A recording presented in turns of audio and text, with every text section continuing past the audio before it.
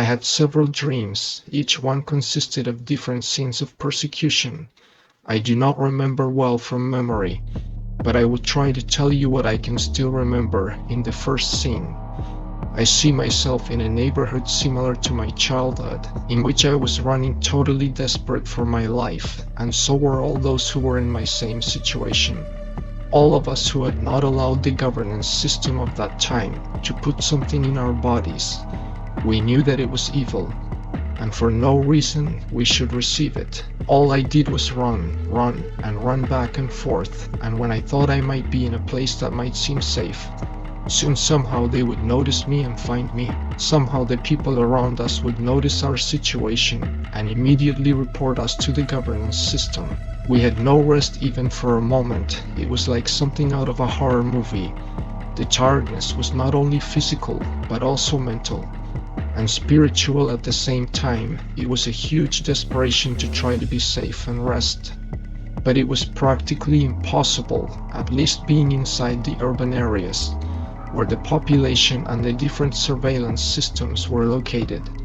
And therefore we tried to mix among the crowds of people who were going about their daily lives. While I was running, I saw how the son of a mother was discovered, and therefore she ran and took him in her arms to another place.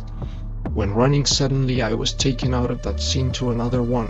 In the next scene I was no longer fleeing on foot, now I was fleeing in a vehicle.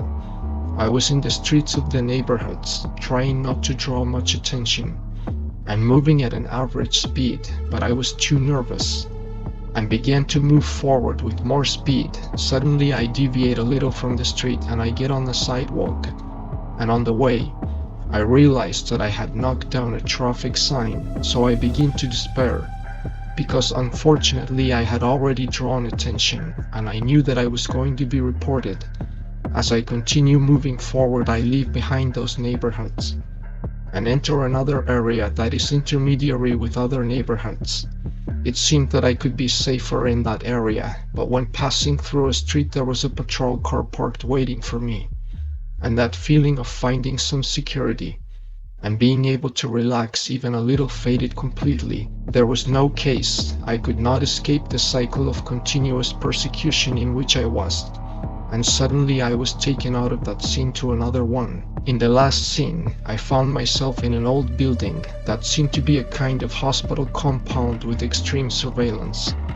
I was with another person next to me, who was in the same situation as me, and I was talking to a young woman who was in charge of my group. She was kind of like a guardian whose mission was to make sure that the whole group received something in our bodies, as well as indoctrinating us with all the guidelines and rules that the governance system of that time, in which system there was no room for different opinions, so it was to abide by the rules or become deserters of the governance system.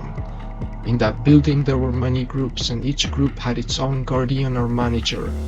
And on that particular day the mandatory law was not yet in force, which obliged everyone to receive that something in their bodies. And that date was in 2 or 3 more days. Therefore, once that day arrived, absolutely no one would be allowed to leave the building unless they have received that something in their bodies. So I had to leave the building that same day no matter what. In the conversation with the tutor of my group, I was talking to her about my idea of studying other religions, in a way to convince her that I was not a completely Christian, because they knew that Christians were the hardest to convince. I thought I was doing something clever, but I didn't realize that I was making a mistake, because I had already caught the attention of a guard, which was next to us, located in a corner, and unfortunately the guards had a much higher position of authority than the tutor's group. This guard immediately called a nurse and said something in her ear. I knew that what he said to her was not good at all, and therefore I feared the worst. Then the nurse turns and goes to look for something.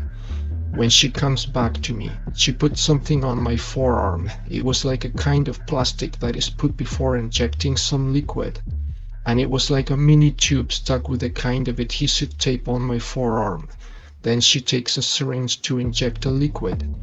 At that precise moment, I immediately ran at full speed towards the stairs, I remember second by second that there was not even time to go down the stairs quickly, as any person running would do, and I knew that if I did that, I would be caught. So I see myself jumping the stairs from one floor to another in order to escape from the building as quickly as possible, when suddenly the scene changed, and I was already outside the building in the streets, in the middle of the crowd of people going about their daily lives. Among the people I see several pairs of police officers walking and watching in different directions.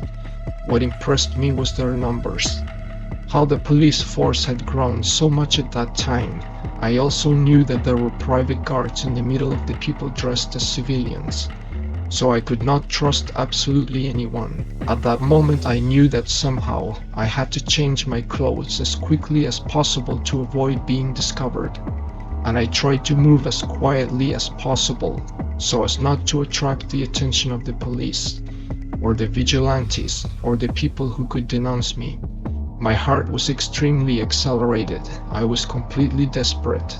The feeling was of life or death, because I knew I would permanently lose the connection with God if I accepted that thing in my body. In that case, there is no turning back.